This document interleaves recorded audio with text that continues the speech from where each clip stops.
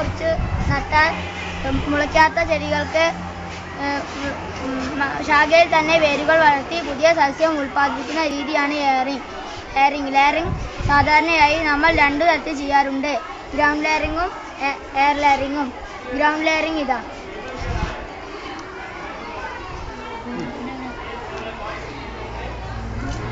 ആദ്യം മുല്ലവള്ളിയിൽ അല്പം തൊലി ചെത്തിക്കളയുക.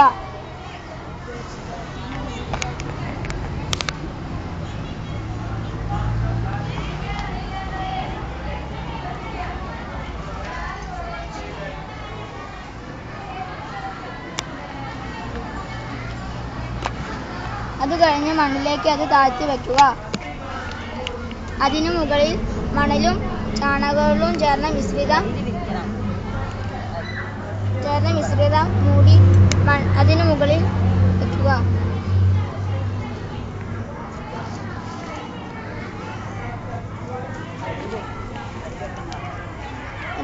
അടിയിൽ വയ്ക്കുക.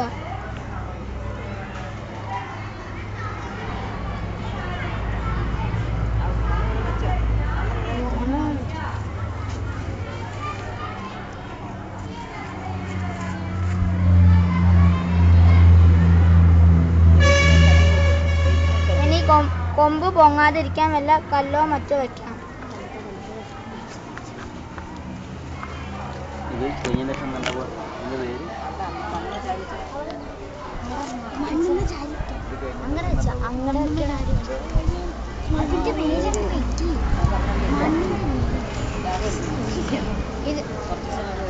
കുറച്ച് ദിവസം കഴിഞ്ഞപ്പോൾ ഈ തൊലി കളഞ്ഞ ഭാഗത്തെ വേര് മണ്ണിലേക്ക് ഇറങ്ങിയിട്ടുണ്ടാകും.